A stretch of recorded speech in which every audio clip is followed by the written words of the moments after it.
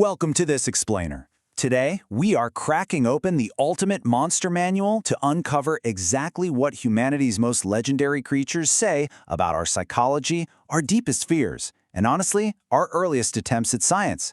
If you've ever wondered why we are so absolutely obsessed with the beasts that roam the shadows of our stories, well, you are in the perfect place. Seriously, just think about it for a second.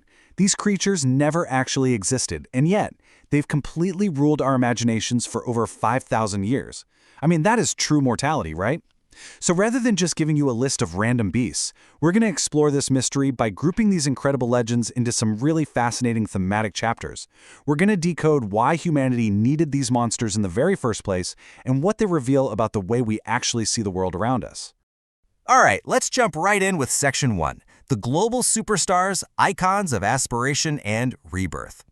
Look, if mythology had a VIP section, dragons are absolutely rolling up in a flaming chariot.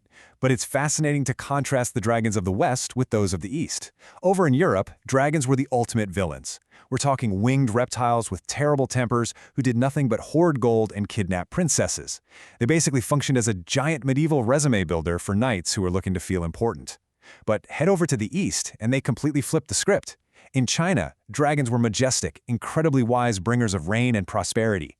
There was no fire, no kidnapping, just this beautiful divine weather control. The emperor himself was even called the son of the dragon. So the really crucial point here is that whether they were the Norse Fafnir or the Babylonian Tiamat, these creatures stuck around because they perfectly mashed up opposites. Wisdom and chaos, power and beauty.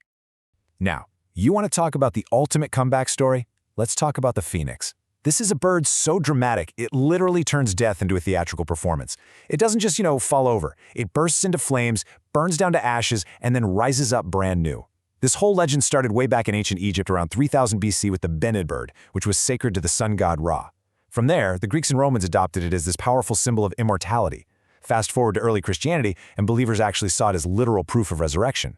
But the funny thing is, it wasn't always just fire and glory. In some of the really early versions, it looked more like a giant heron or, honestly, a peacock on steroids. But the core idea, that cycle of destruction, rebirth, and hope, it stuck so strongly that today we are still plastering it on everything from sports logos to tattoos. Moving right along to Section 2, Myths Born from Science. Or as I like to think of it, prehistoric science fiction. It is wild to think about, but humanity's early, super confusing encounters with actual biology created absolute magic. This perfectly illustrates how misunderstood science birthed our most iconic legends. Let's take the unicorn. We all know the drill. A pure, majestic horse with a magic horn, an alicorn, that magically cures poison. Greek historians swore up and down that these things were real. And why? Because travelers saw rhinos and just got a little, let's say, creative with their descriptions. Renaissance royals were paying absolute fortunes for these horns. But spoiler alert, they were buying narwhal tusks. Yes, you heard that right. Kings were out there literally flexing with extremely expensive whale teeth. And then we have the griffin, half eagle, half lion. In Greek legends, they guarded mountain treasure from one-eyed raiders.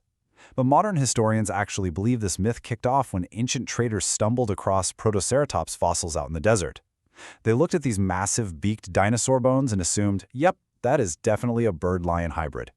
I just love that misunderstood dinosaur bones literally birthed some of our most enduring royal emblems and, today, billion-dollar startup symbols.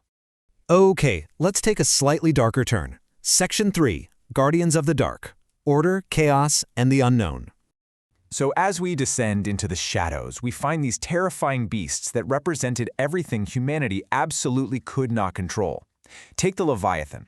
It wasn't just a sea dragon, it was a living storm. We're talking about a creature so incomprehensibly vast that the Bible called it the monster of the deep, born straight out of chaos. In ancient Hebrew texts, it was this massive serpent coiling beneath the world, breathing smoke and flame, covered in scales so impenetrable its roar literally shook the oceans. By the time we get to medieval scholars, they viewed it as the literal devil of the waters, sent specifically to remind mankind of our tiny, insignificant place in the universe. It basically became the ultimate blueprint for every nightmare lurking below the surface, from the Kraken all the way to the Hydra.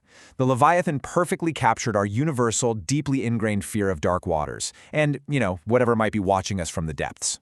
And then, over in Greek mythology, we have Cerberus. He was the world's first bouncer, but, for souls. Cerberus was the ultimate guard dog. 3 heads, a serpent for a tail, and a literal job description from hell. His mission was super simple: keep the dead in and keep the living out. Heroes were constantly trying to outsmart this poor guy.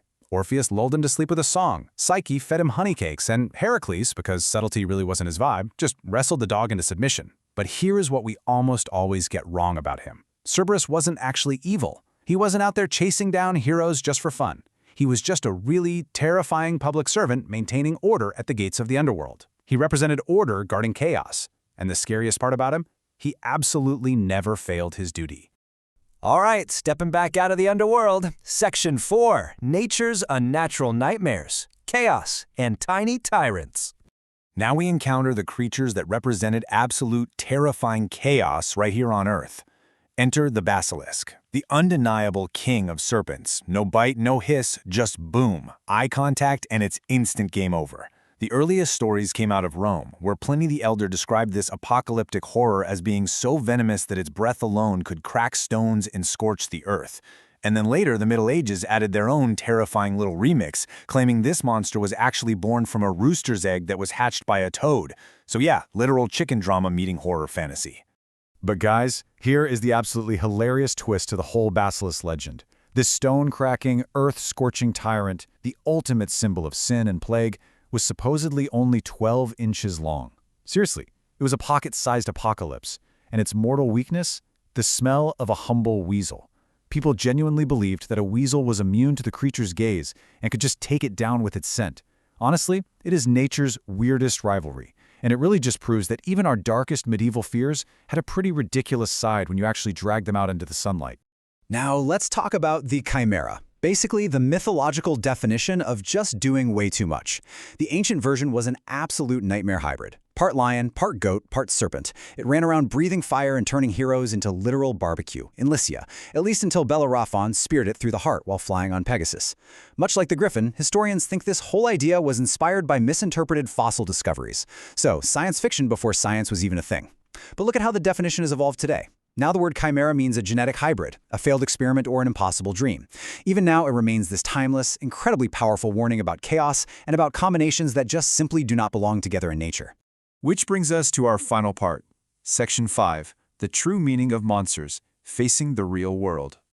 You know this millennia-long obsession we have with imaginary, oversized monsters? It kind of distracts us from the reality right in front of our faces. Which brings up a very sobering question. If dragons, leviathans, basilisks, and chimeras are really just our imaginations running completely wild, if they're just ancient ways to explain weird dinosaur bones or our deep-seated fear of the dark, what real-world animal should we actually be terrified of? Like, what is the actual deadliest creature out there?